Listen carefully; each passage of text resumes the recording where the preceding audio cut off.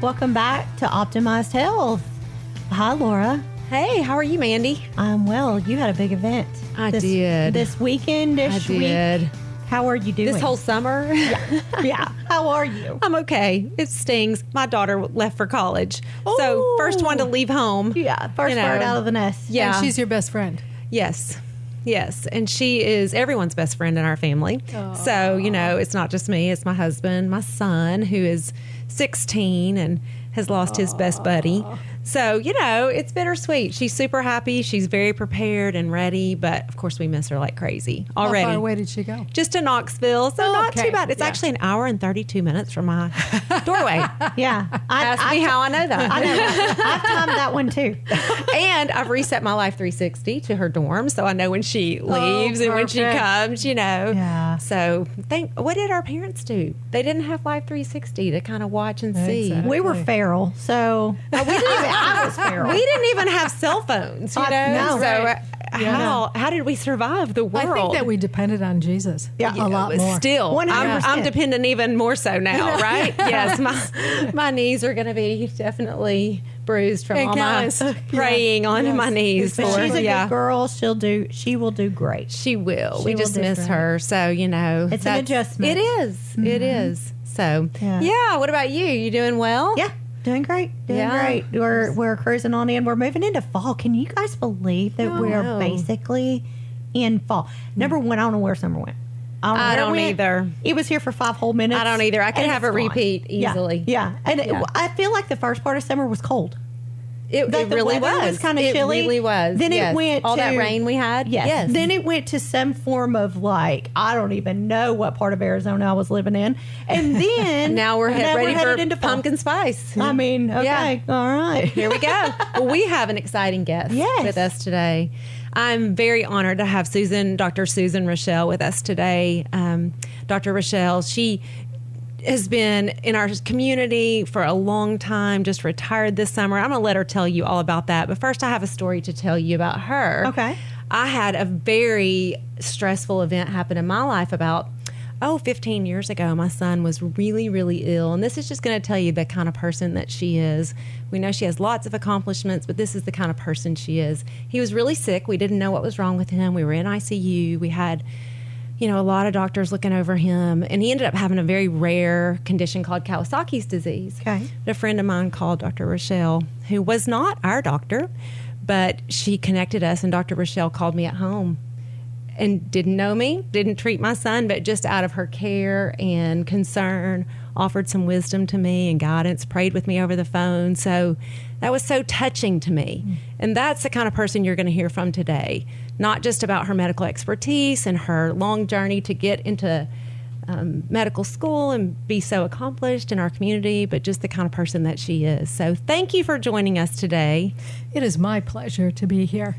The other thing I want to say is that sometimes people will tell me those stories and I won't have any recollection of them, because if you follow the guidance and the lead of Jesus, he's going to open up the door and have you speak what it is you need to speak to people. I'm getting weepy just Yeah. But thank you for that. Absolutely. That sweet story. Yeah, I won't forget it. Yeah. So that's, you've made an impact on so many others in our community. But so we'll just start and let you kind of tell us your history. How did you make your way into medicine? What guided you? What obstacles you faced? And we'll just hear a little bit about your background first. And I think compassion comes from many places. And for me, it came probably from growing up in a large family. There was 8 kids in the family. I was number 3 of 8. And it was a struggle. We had definitely humble beginnings financially, but there was a lot of love and music and culture. I grew up in Chicago. Oh, wow. And our situation was that our grandparents lived upstairs of us. Our uncle had a tool and die shop on the first level. We had cousins that lived next door, and my grandparent, another grandparent, lived across the alley. So we had a very insular family. So there was a lot of love going around. Community. And my mama bought a player piano early in our life, if you know what that is. Yes. So that was wonderful, too. So we would sit around the piano, and lots of people would come over. And we had a very large yard. So when people would be walking through the alley, kids, and they would watch us like lean over the fence, we'd have them come over and play because we had a very huge space. Oh, that's amazing. So I think it started there. And then the other thing that happened, when I was in 6th grade, I had an instructor who had traveled the world. I thought, oh my gosh, this is so exciting. You know, my world is bigger than Chicago, and you need to look out and see what else is out there. Yeah. And that also ties in with purpose, which is hopefully we'll have time for me to talk a little bit about purpose. But you need to find your purpose, and even as a child, you're looking for that. So that was one of the things that motivated me to pursue medicine, is because it was an open, caring field that was really interesting to me, very, very interesting to me. So fast forward, I put myself through school. I didn't know about grants and loans and those types of things at that time, and I had 2 older sisters that went to a junior college, so I just assumed that would be my path. So I went to a junior college, but there were some social issues at home, so my scores, I didn't get a 4.0 in that junior college. So then I worked full-time to generate enough revenue to go to a 4-year college. So then I did that, and while there I met with a guidance counselor who said, you don't have a 4.0, you're not going to be able to get into medical school. And one of the things that I want to share with people is don't let a naysayer dictate your life. If one person, no matter how much authority they have, unless it's Jesus, but no matter how much authority they have, that is not the end-all be-all. So you need to pursue something that really speaks to your heart, no matter what other people say. So I left school for a short time. I traveled to Hawaii and Australia and Alaska, so I took a year leave of absence. And then I came back and discovered a program at Southern Illinois University called Medical Prep. And it was to help people who may have not, who is a little older student, who may not have had all the advantages to go to medical school. Wow. So then I pursued that and realized, you know what, I am plenty smart to get into medical school. I got great grades, but as a result of that guidance counselor telling me that I wasn't going to be able to get into medical school, I pursued another area. I pursued social welfare, counseling, social work. So I've got a degree in that field. And let me tell you, ladies, that has paid off in spades, because a lot of people, when they come into the office, they may have shortness of breath. And you realize it's not shortness of breath from a respiratory disease, it's anxiety. And many, many people have that, but unless you're asking the right probing questions, you may completely miss that. So now let's go back. I'm going to unpack it a little bit more. So then I pursued medicine. And I thought, I learned about osteopathic medicine and allopathic medicine. Now, many people just know MDs, and less people know DOs. But MDs is someone who has gone to an allopathic medical school, which focuses on chemistry and medications. And then others go to an osteopathic medical school and get a DO degree. And there we're taught manipulative medicine, manual medicine. So I sometimes describe it as a chiropractor and an MD all in one, because you have to have good grades, you got to take MCATs, you can specialize, you can do all the other things, except that we're also taught this modality of manipulative medicine. And that suited me more than allopathic medicine, so I went down that route. And then when I was in training, I rotated through an internship, and I fell in love with asthma. And I thought, oh my gosh, this is so exciting, because what they taught was asthma used to be treated like the ABCs. And I'm going to throw some drugs out there, but aminophylline, beta agonists, which is like albuterol, and corticosteroids. And we learned, this now, keep in mind, this is 30 years ago, we learned that there was a huge shift, that asthma was actually an immunologic disease in which corticosteroids was the first line of treatment. Now, fast forward, today we are treating asthma like targeted, not unlike cancer treatments, chemotherapy, targeted treatment. So now we're targeting specific endotypes in asthma. But let's go back. Asthma was very riveting to me. So then I went to a program in Chicago, Rush Presbyterian St. Luke's Medical Center, which is, the residency program was 150 residents. So we're talking about a huge program, right? And that I decided to rotate through allergy, immunology, and pulmonary medicine. And I then fell in love with immunology. And I thought, this is the path that I need to take. Now, keep in mind, I did this, just had gotten married, and at that time, I didn't have any children. I was pregnant, and my son, during fellowship, so I've already determined my major, he had food allergy, atopic dermatitis, which is eczema, asthma, allergies. And then we find out in fellowship that I'm pregnant with twins. Oh, my. Wow. Both of those have asthma. Wow. Both of those have One of them has food allergies, and all three of them have allergic rhinitis, allergy symptoms. Who guided me in that path? Right. Clearly, it was the Holy Spirit, right? Because I had no idea. Now, these are things that I'm an expert in, so I can treat these things. So how perfect, right, for me to be in this field. So I realized that my path, even though I may not have seen it at that time, my path was definitely guided by the Holy Spirit. And that, again, is where purpose comes in. You want to look to see what your purpose is and things that bring you joy, things that you're good at, because we are all given gifts. We need to identify those gifts. And so that's going to be extremely important. So now I pursued allergy, asthma, immunology, moved to Chattanooga, and worked at a practice for 11 years, and left that practice to open a faith-based practice, Covenant Allergy and Asthma Care. And then in 2021, we had some mishaps. Our office was hit by a tornado. We Big had to move. mishaps, yes. Yeah, we had to move 3 times in 18 months, the entire office, which was extremely stressful. COVID was going on at that time. And then the third thing is 7 months after we moved into temporary place, we found out that our phone system wasn't working. And everybody said, you're decreasing your new patients because of COVID. And I said, no, this is not because of COVID. And at that point, we definitely got a setback, but we pursued not just that, we thrived through that. And now we decided to sell our practice. So in 2021, we sold the practice. And June 16th of this year, 2025, I retired, not from medicine, but from allergy, asthma, and this particular practice. Wow. What a story. You've definitely demonstrated grit, perseverance, determination, and passion, and it requires a lot of that to kind of get through some of those barriers and obstacles that we face. So now tell us what you're doing after, you said 27 years, retired this summer. Yes. Did you celebrate any? Yes, we did.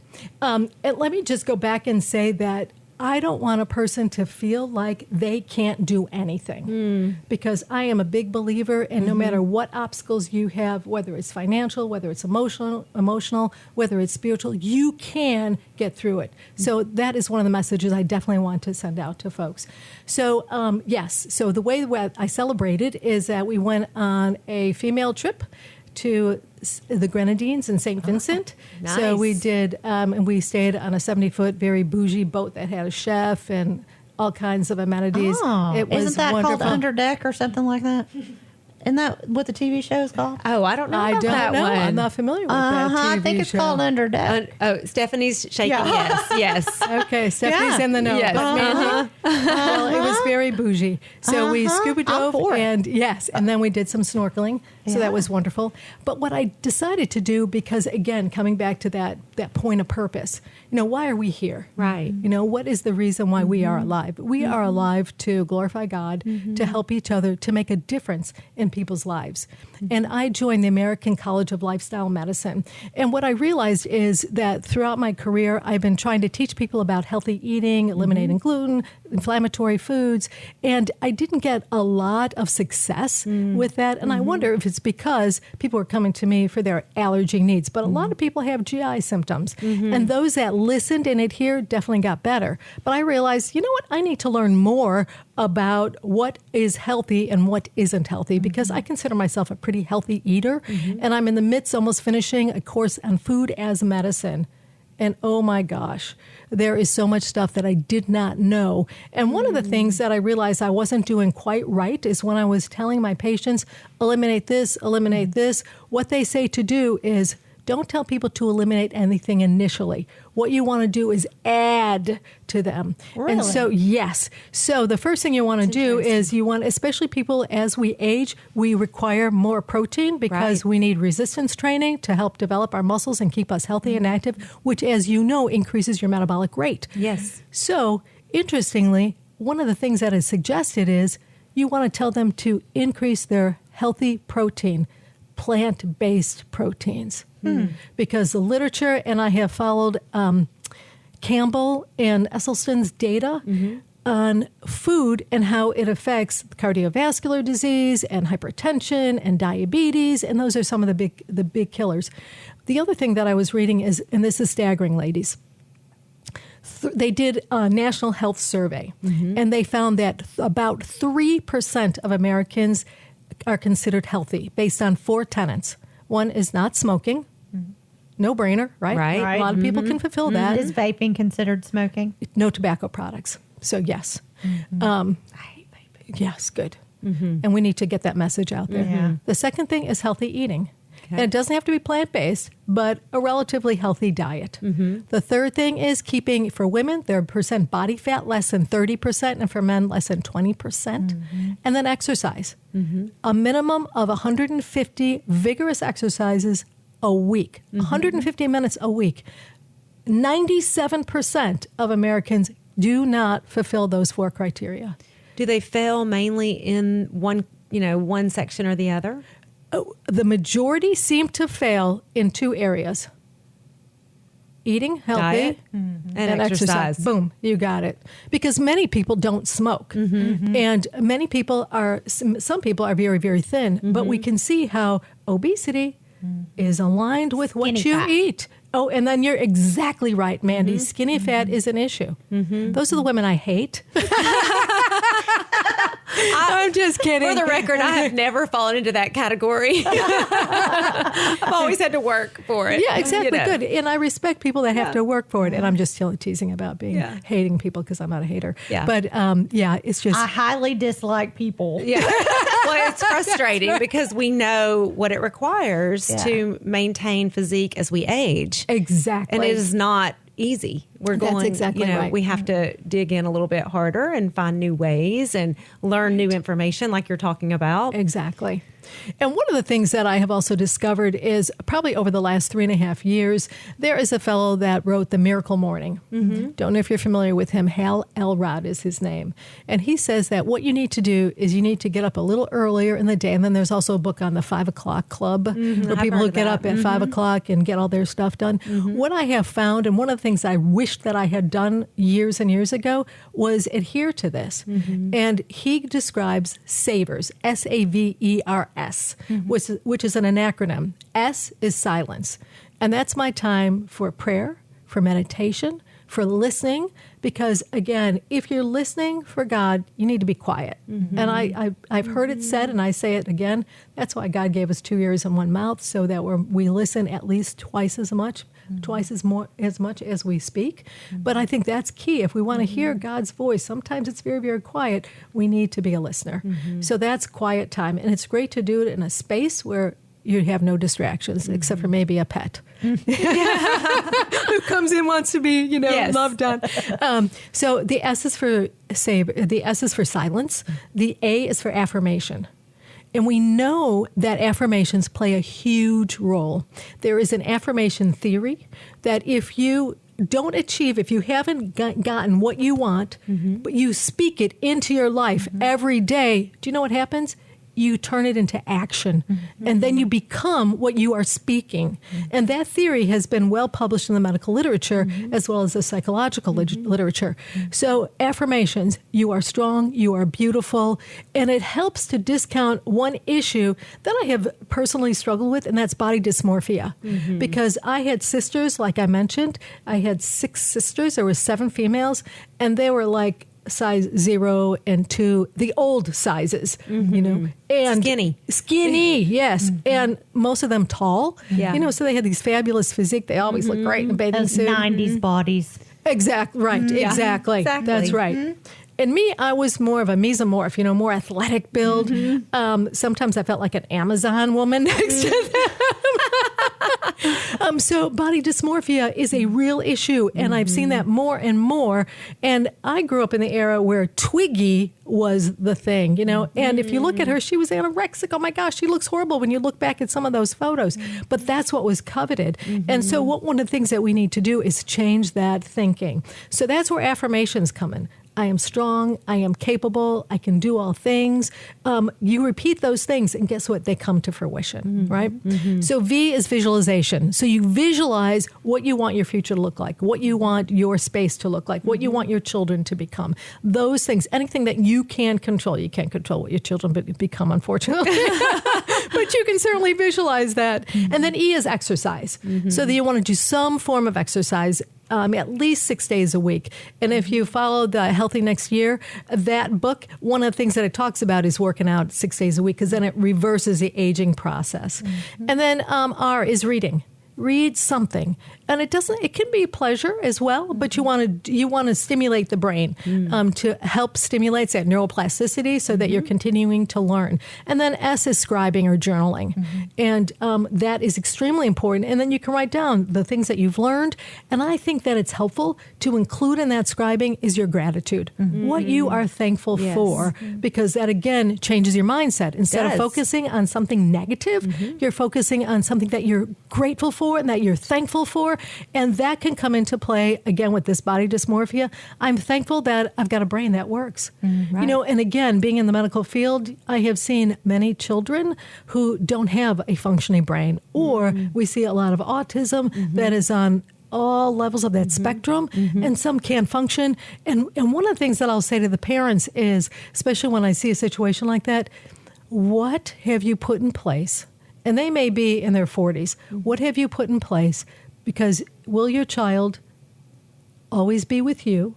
Are you going to consider an institution? But what have you put in place after you go to the other side? So who's going to take care of that child? And most parents have thought about it, but haven't spoke it. And so I think that the reason why I ask, and I wait for God's leaning to ask them that, because that can be a very hurtful question to somebody, but it's reality. It is. Because we're not promised tomorrow. And the reason why it is such a reality for me is that I lost two sisters to cancer, one to breast and one to lung, at 51 and 53. Wow. So They were young. they were very young. One died 6 weeks after her diagnosis. So I recognize that we aren't promised tomorrow, Right. and that we need to sometimes ask those really tough questions. And so that's one of the things that I will do, is ask some of those questions of them, because I want them to be aware, if they haven't thought about it, be aware of it. These are some of the things that need to be put in place. Now, what is wonderful is some of the feedback I've gotten is we've had that discussion, and their sibling is willing to take care of them. Oh my gosh, which just tells me the kind of love and light that has been put down into those children, that a child is willing to take on the responsibility of their sibling. Oh, their sibling. The Yes. child's sibling. The Wow. child's, yes. Wow. Yes. Yeah. Isn't that something? Listen, if I were to ask my boys if they were going to take care of each other, they'd be like, listen, we're going to give this one to that one to this one.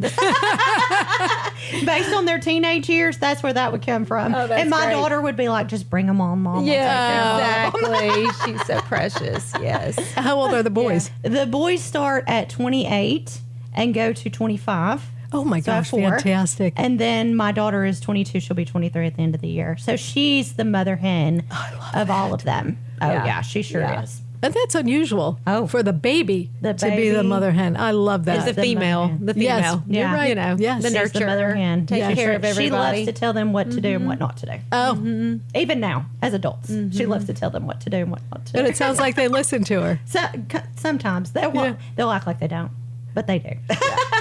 That's so But great. siblings, there's something about siblings.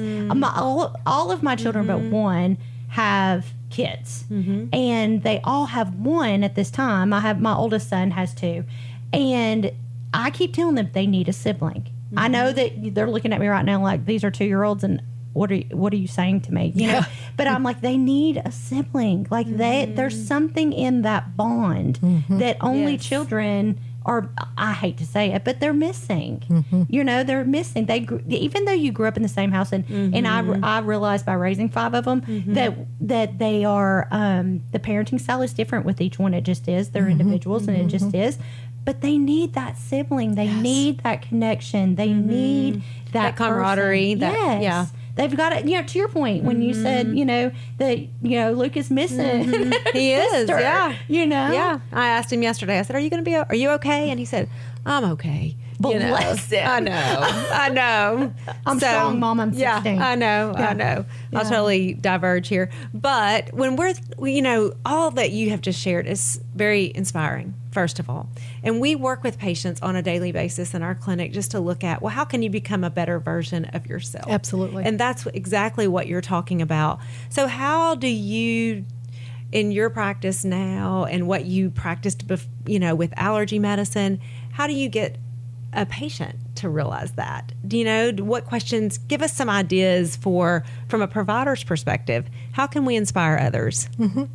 So one of the ways that you inspire others is to find out, again, what their giftings are. And you always want to work from where that person is. Yes. Not just physically, but emotionally as well. And that's going to be key. And then you ask them, what is it that you would like to see? What would you like to see different in your life?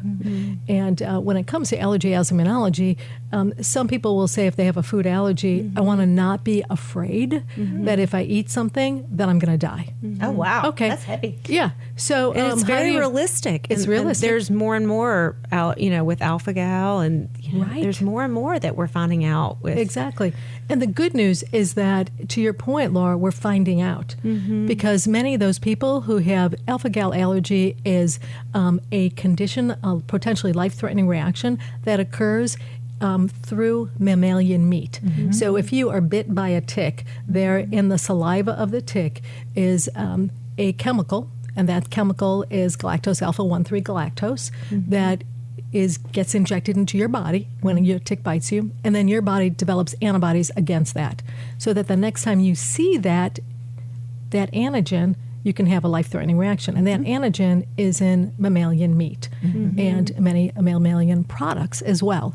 So some people have reactions to milk, for an example, because it comes from cows. Some people have reactions to supplements because there's gelatin in the capsule. And gelatin comes from the hooves of cows. But it's going to be beef, pork, venison. So it can be, like I said, milk and gelatin. So those are the things, and it can cause this life-threatening reaction. But previously, before we knew about alpha-gal, in 2009 was an index case. Before that, we labeled these people as idiopathic anaphylaxis. So we didn't know what was causing it, and so that created a real issue. The interesting thing about alpha-gal also is that when most people have an anaphylactic reaction, it occurs within minutes of the ingestion or contact. Less likely contact, more likely ingestion or injection or infusion. But alpha-gal is a little bit different. It takes 3 to 8 hours before you have a reaction. And what's interesting about that is who's more susceptible? Hunters, because they're in the woods all the time. Hikers, right? So, and hunters usually would like to eat meat. Right. So that can be a real problem. Eat what you kill. Exactly. That's right. So you may eat a meal around 6 or 8 o'clock at night. You go to sleep. You wake up at 2 or 3 o'clock in the morning, covered in hives. You can't breathe. You can't figure out what it is. They come see us, the allergist.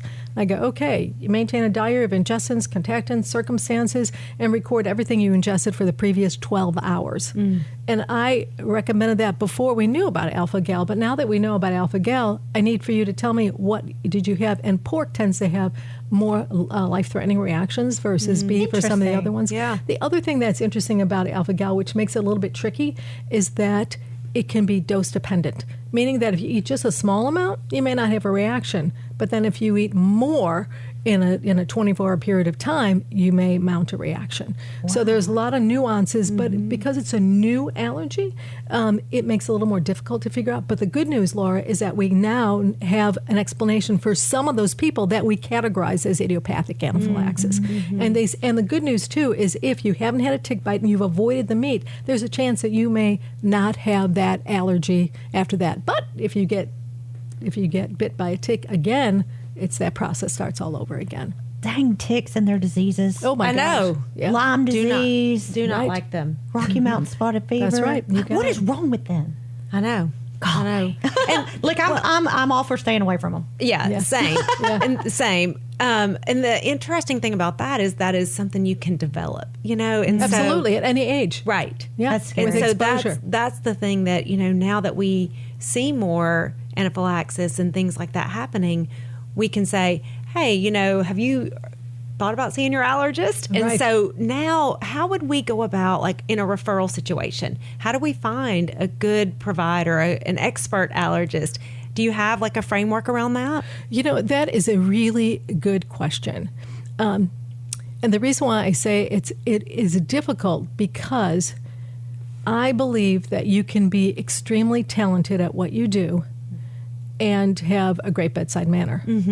And what I find is many of my colleagues some of them are very good at what they do, but they don't have a very good bedside manner.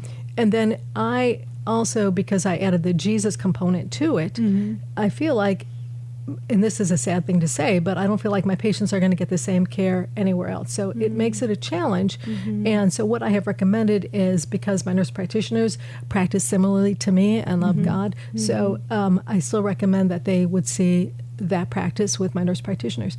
But it depends on what the disease state is.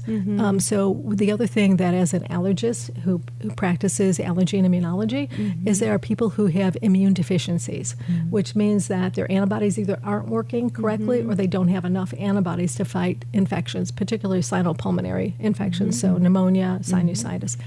And we have to replace them with other people's antibodies.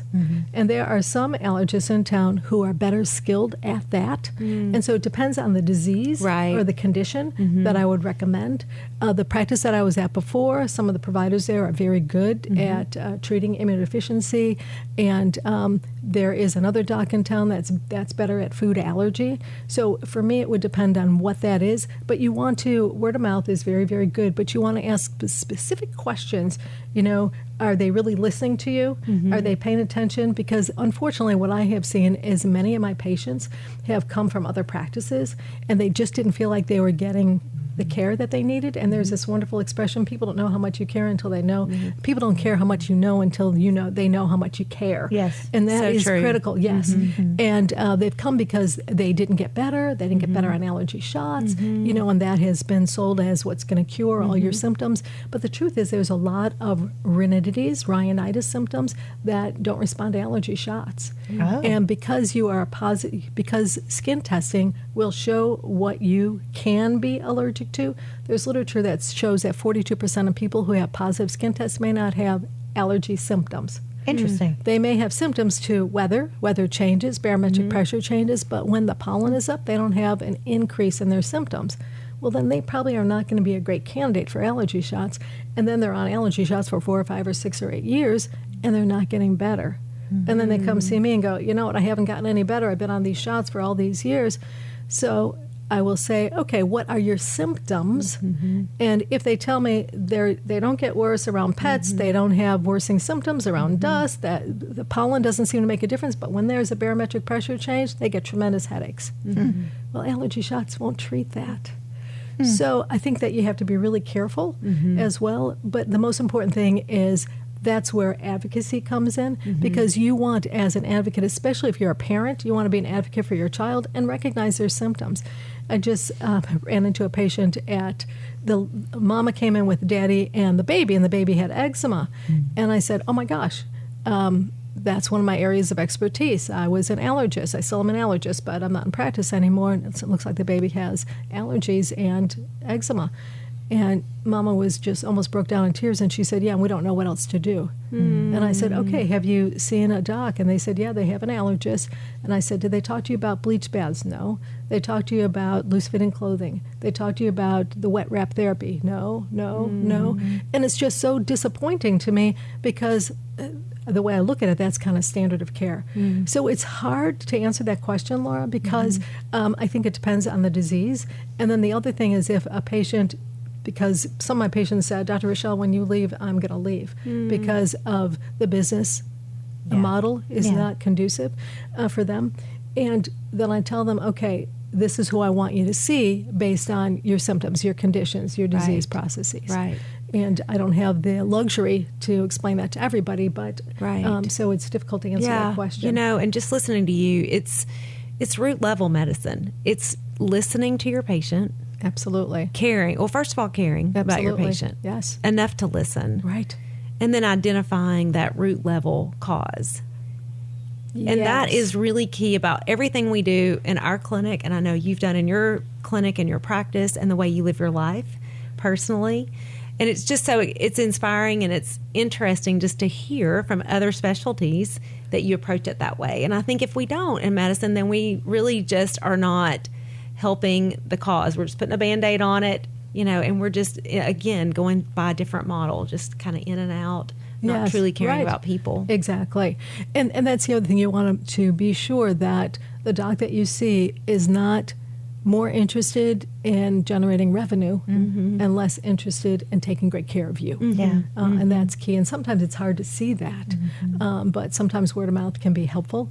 Yes. Sometimes marketing is not helpful because if you have deep pockets and you can do a lot of marketing, but it may not be the very best individual to see. Wow. And Laura, I wanted to go back for a second because you asked me, how can I influence patients to be their best version of themselves? And I did want to comment on that. One of the things that I find is extremely important is something that I put together, and it's the 8 tenets of what every child needs. And I don't think that it's every child. I do think it's every child, but it doesn't, not just children, it's also adults. And that's one of the things that I try and implement into how I take care of patients. And the first thing is unconditional love. And so if you didn't get unconditional love as a child, you're going to seek that throughout your life. And unfortunately, sometimes the way you're going to seek that is with artificial pleasures, whether that's drugs or sex or food. Yeah, exactly. Food, Yes. Right. Video games. Right. Oh, my. Exactly. Yes. So we seek that in the wrong ways, right? But not everybody has parents who know how to do that. Maybe they're incapable. Maybe there was a mental issue or whatever. Right. Maybe there was alcoholism at home, and there's a lot of alcoholism or drug abuse in the homes. There is something called adverse childhood experiences. And those things include, was there a divorce in the family? Was there anybody in your family incarcerated? Was there domestic violence in the family? Those things will give you a point system, because there's a survey you can take and it'll give you a point system. And depending on your score, it shows that there's a significant increase in suicide unless there's resilience. And resilience can actually counteract that. And that's one of the other tenets of what every child needs is resilience. And resilience is teaching your child, just like you taught your daughter, Laura, because now she is independent. She is not going to be under your care. You have taught her resilience, how to get through tough situations, how to build yourself up, how to pull yourself up from the bootstraps and be everything that you need to be. And don't let what other people tell you get you down. Continue to feed yourself positive self-talk and build yourself up. Resilience is critical. So unconditional love is one of them. Resilience is another one. Purposeful touch. And we know that from years ago when you heard about the Rhesus monkeys, where they had monkeys that were touched and those that weren't died. And we know that's extremely important and true today, that when a child has appropriate touch, they feel valued. Again, some of my work, I was a social worker in Nome, Alaska, and I went to a symposium, and one of the things that they said was a child that is most difficult to rehabilitate is a child who's been neglected. So children who are sexually abused have a better sense of self than someone who's been neglected. And because they feel invisible. They feel like they do not matter. And the bonding never occurred. No bonding occurred. So that purposeful touch is extremely important, and it needs to be purposeful and appropriate, right? Of course, yes. So those are some fundamental things, even if it's just a touch of the hand, a hug. It can even be a side hug, but just let that child know that they matter, that they are significant, right? That's good. Another thing that is critical to these tenets is, again, the purpose, and we keep coming back to purpose. But how do you identify that in a child? You look to see what their giftings are, because we've all gotten gifts, and then you see what also brings them joy. So those two things need to be critical in that piece. And then you introduce into their lives inspirational people, opportunities for them to be able to be lifted up, and see if they're interested in that. You know, some people come from a very closed environment, closed, sheltered environment, and they have no idea what's beyond those four walls, and they need to do that. But we as parents need to do that. But if you're an adult and you didn't have that experience, you may find yourself in a job for 30 years that you hate. That's so common. So common, Laura. And I'm in my 50s, so I'm seeing that amongst my friends, that they are now saying, wait, I've been doing this my whole life, and I've hated it, you know? So you did a switch later in your career, and what prompted you to do that? You know, I really feel like it was probably just going a little bit to a deeper level because I had been a nurse practitioner, and then I was a clinical consultant for a drug company, and then I was a mom and kind of did part-time nurse practitioner work in a traditional role, and then went deeper with Optimize You in a more specialized role. I think it was, for me personally, it was not probably a little bit of dissatisfaction with where I was, but maybe more just time in my life to be able to focus on some other things and a little bit more wiggle room. So I feel like mine was more of a maybe going deeper into an area that I had more time to really utilize the gifts that I was given, where I would be more fulfilled. Right. Am I answering this the way? Yes. And the other dovetail question is, how did you know what your gifting was? You know, I spent a long time in college really seeking that out. And I used a lot of life experience that I'd been, just the way life unfolds. Some fortunate things, some unfortunate things. And really spent some time soul searching. And I'm, a strong believer in faith and prayer. And so I spent a lot of time in prayer.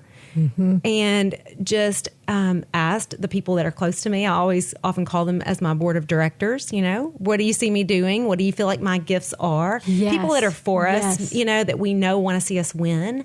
And so I took that advice and just stepped out on faith in what I felt like would bring me purpose and would also impact others. Right. In a way that would live on beyond me. Right. A legacy. Yes. Yeah. Fabulous. Mandy. Ma'am. You're up next. Yeah. How did you identify your purpose and your gifts? I think one of the major contributors to me identifying that was my grandparents. So I say that because, as a parent, you're watching your kids, and your job and your role is to protect and to make sure everything's okay and all their needs are met and all this stuff. And now that I am a grandparent, I kind of see where that role is very different. That role is, you still want to protect and, provide and all that stuff, but that's their job. That's their job. No one stop it is their job. My job is to say, oh my gosh, look what Kaysen's able to do.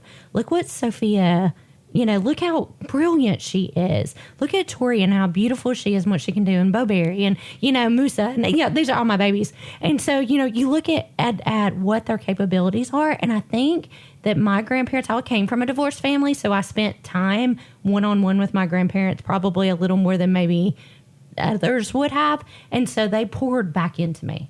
They were like, oh, you are a people person, girlfriend. My grandmother would say, and I was, as you guys were talking, I was thinking, my grandmother said this, my grandmother said that. But my grandmother would say, girl, you could sell people in hell hot chocolate. Just to be funny. She's like, you could talk, and, just different things that they would point out that were strengths of mine, So I think that is one of the things and mentors that I've had throughout my career, because I was in banking until I moved to medical. Wow. You want to talk about a career shift? Yeah. Yeah. So, and I moved to medical because I was growing as a person, and I wanted to delve deeper into that. And the only way I can do that is surround myself with people like Laura and people like Josh, who are like-minded and are so passionate about giving back to other people that I wanted to learn from that. So that's kind of where, my changes came from, I guess. It's interesting. I think everybody, like you said, you can speak into other people's lives in a negative or, as in your case, Mandy, a positive way with your grandparents. And we have to listen to the positive, obviously, and choose that path or power through the negative like you did. And resilience. Yeah. And so what caused the shift from banking to medicine? I had given about all I could give in banking. I had done so many different layers of banking, and and I ended up, before I transitioned into Optimize You, I was a mortgage loan officer. That is a very, very emotionally taxing job. It just is. People's homes are very, very, how do I want to say this? They pour their heart and soul into that transaction as a whole, where they're going to raise their families, things like that. And so I took it all very personally. Each one of my clients I took very personally. I'd be waking up in the middle of the night like, oh my gosh, did they pay that bill off? Did they, just different things, that I took very personally, and it became so taxing that it was not enjoyable anymore. And I saw myself turning more into a type person that was just trying to get the job done. Right. Rather than going through the motions. Yes. And I did not like that about myself. I did not like that about myself. So I knew my time in that place was done. And that you raise a really good point, because you found that at some point the passion was dwindling and it was affecting you mentally and emotionally, and you recognize, I'm just doing this for a paycheck now. Yeah, right. And you probably have heard it said that people have a job, a career, or a calling. Yes. And so yours was a calling initially, and then it became not a career, but a job. Yeah. And I think that when we get to that point, if we can recognize it, or if somebody looking out from the inside can recognize it, then they can say, and you didn't need somebody from the outside to recognize it, you recognize it in yourself to say, you know what? I didn't It's like who time. I was. It's time. Yeah. That's right. It's And time thank for a goodness my change. husband is very supportive. Right. Because he was like, you're not happy. And I'm like, He could tell "No." at home. Well, yeah, he could. Yeah. And he was like, no, you're not happy. And so that gave me the opportunity to be able to take that leap, to do something completely different. And I have found such joy in it. Just being able, I found that spark again, that piece of me again. Yes. And so that has been such, an unexpected blessing. Yes. Oh, I love that. Yeah, I do too. And that's exactly one of the things that I will talk to patients about Yeah. is what brings you joy? What's your gift? Are you happy with what you're doing? And if you're not, what steps can you take to get from point A to point B? The problem is fear. Oh, yeah, because you have to be we are brave. Yes, you most definitely Yeah. do. And like you said, you have a supportive husband, and some women are just, they're a single parent and they're the only breadwinner. So Right. it's very frightening Very then to hard. step out to make that leap of faith. But I believe in the Holy Spirit guiding us, because we're going to know when the right time is. And I'm going to give you just a quick story. Do we have enough time? Oh, you're fine. Okay. A quick story. So, two things. One is that I'm a cancer survivor, and I was going through breast cancer, and recognized that I was with the initial practice that I joined, Asthma, Immunology, and Allergy Associates here, and I worked 13 days out of a quarter. And I was responsible for a third of all the fixed expenses, and I was responsible for the variable expenses and all my personal expenses, of course. And I was just kind of wigging out because I had just paid off my buy-in and was wigging out about it because, oh my gosh, I've worked 13 days Yeah. in a quarter. And at the end of the quarter, I ended up with a bonus, a $1,000 bonus. And I said, how is that possible? Yeah. Well, we had just moved into a facility in Dalton with a hospital, Hamilton Medical Center's hospital, and they didn't send us an invoice for the rent for that first quarter. Oh, my. So then the next quarter, and I can't remember how much it was, Yeah. $15,000 a month or something ridiculous, which is clearly much more expensive today. But the point is that that piece would have made all the difference. I would have gone in the hole with the practice. So I recognize no matter how hard that I work, God is working behind the scenes and work that out for me. Absolutely. So that's just a little snippet as to God guiding me in that path. Also guiding me because of my 3 sons who all have allergies, asthma, and 2 have food allergy, and 1 has atopic dermatitis. I was already selected that field, or rather God selected the field for me, Right. but I didn't know that. So again, I think behind the scenes, and you recognize within yourself, Mandy, something had to give. That's right. And you chose to do that. And I was getting to that point with corporate medicine. Corporate medicine was just not a fit for me, which I recognized, but I still felt like, oh my gosh, there's still so much more. I'm still interested and riveted by all the immunologic changes in allergy, asthma, immunology, and now the lifestyle medicine is so exciting to me, which is the little story just to reinforce exactly what you're saying and you making that leap of faith. Yes, Because that's absolutely. what it was. Yeah. So that's the thing that I try and encourage patients is that, and I try and give them my story because, oh my gosh, all kinds of things could have happened in not a positive way. Right. And then one little short story is that when I left the practice, so most corporations have a contract that includes what's called a non-compete clause, and mine also had that. And I really, initially, when I thought about leaving the practice I was at, the original practice I was at, I prayed about it, and God gave me a clear message. And it was a vision, and it was in the green smoke that the Wicked Witch of the West. Yes, and she the wrote Land of Oz. Surrender. Yes, Yeah. Surrender Dorothy. Yeah. It was exactly like that, except it had 4 letters, WAIT. And I prayed specifically about that, and the vision I got was wait. It's like, okay. I waited probably 2 or 3 years, and then I got the green light from God to say, now is the time. So the reason why that was important is because the year that I left, 2008, the year that I left, the non-compete was no longer enforceable. They changed the law. The very next year, it was rescinded. A case went before the Supreme Court, and they changed it back that the non-competes are enforceable. Wow. So when Wow. I made the move, I didn't know that had happened, but I was walking in faith and saying, this is a time, God gave me the green light, and now we're going to move in that direction. So he worked out all the details. And it wasn't until the next year when they rescinded it, I said, oh my gosh, this is definitely a God thing. Wow. Yes. Wow. So that's why I tell people, even when someone has a situation, they say, what, my job is miserable.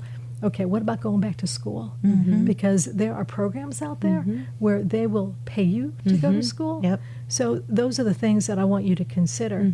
And if family can help, have them implement childcare for you. So we go through some of those things. It definitely takes longer to do that, Yes. in an appointment time. But I think that's the critical things that people, because we want them, just like you said, Laura, to be the very best version of themselves. Sometimes people have to learn how to listen. That's right. We all do, for sure. Not even to know? like each other, but to listen. themselves. Like you can literally feel that pull. It is a physical pull, and you can literally feel it. But if you don't know to stop, to your point, stop and listen, you're like, what is wrong with me? Like my body feels weird, as opposed to, okay, God's trying to tell me something, so I think that having people in your life and that you surround yourself with that are able to go, listen, sister, I see something happening right here. That is very, very important. But sometimes people don't want to hear that. Oh, you're absolutely right. They may not be ready to hear that. On the other hand, again, it comes back to people don't want to know how much you know until they know how much you care. I will frequently ask people probing questions that they may need to ruminate, and they're not ready to talk about it. But one thing for sure is they may say, you know what, I'm not ready to talk about that. No problem, if ever you're ready. And then in the next encounter, they're ready to talk about it. Yeah. And it's because they just needed to get through that fear. Yeah. Because people are so worried about being rejected based on what you tell them or what they tell you that it can be paralyzing. Sure. Yeah. And so I think that is one thing that is extremely helpful is that we do ask that question, even if we get shut down. They may not tell you what's going on, but they may feel comfortable telling a trusted person what's going on with them, and that can free them. But you had somebody very significant in your life that said, you're not happy. Your husband, working. Yeah. Your husband said, you know what? Something needs to give because you're not happy anymore. You're not the Mandy that was here 5 years ago or however long it took for you to get to that point. Yep. Yeah. Yeah. This has been good. He's pretty cool. He's cute too. I love that. Me too. Yeah. It's helpful. Yeah. Oh my gosh. Yeah. Well, this has Thank been you. amazing. I mean, not just listening to your story, but just inspiring for us all to think about, how can we take that next step to be better than we are today, Yes. tomorrow? Yes. How can we be still and listen? Yes. How can we listen to others, not just ourselves, but to others? Exactly. And how Yes. can we show that we care as Absolutely. providers? Right. And, I see that in your life. You've modeled that well for us. Thank You've you, also Lord. inspired us with your words. I'm going to ask one last question. See if you can answer this for me. How can you create a fulfilling, high-performance life? So one of the ways that I mentioned earlier is through the savers, the SAVERS. Love that. So right. So getting up earlier, and again, like I said, I wish I had done that years ago. I've only been doing it for about 3 or 4 years, and I've gotten more and more consistent with it. So that is one way to do that, and then also to see, put down a list of accomplishments, and then put a list of what it is that you would like to accomplish before the end. Because again, we're not promised tomorrow. I mentioned my sister's lives were cut short. So I would say then look at those things and visualize that list. Again, coming back to the savers, visualize that list to see what things that you want to accomplish. The other key thing is to surround yourself, I believe this very strongly, with people who are smarter than you, but people who have your back, and people who will be honest with you and tell you things that you may not want to hear. I love those people. Yes, You only get a handful. exactly. You only need a handful. That's right. But you do definitely need them, and you need to listen Right. to what they have to say. And you want those people to be in your inner circle, because we may have lots of people that we associate with, but you want to have a few key people in that inner circle that will keep you high performance, that will encourage you, that will build you up, that will eliminate the negative self-talk. Because, you can be condemning or you can have constructive criticism. And those are the people that obviously you want. Absolutely. So I would say high performance comes with coming up with a strategy. And for me, it's been the savers. And then again, surrounding yourself with positive people. And the other important thing is getting rid of people who are negative in your life. And sadly, that can also be family members. It's unfortunate, but it's true. Exactly. So I would say remove the obstacles, move forward, visualize it, and continue to put God first, and then walk the path that He lays out for you. The other thing that I find is that it's important to be flexible, because you may have a plan, but it can get derailed. And sometimes if we're very stubborn, we're this is the plan that I want to do. I'm not deviating one bit. But then if you, like you said, Mandy, if you listen and then you move, then that's going to be the very best plan for you, not necessarily the track that you were originally on. Right. My husband has this wonderful expression, and it's easier to turn a moving car.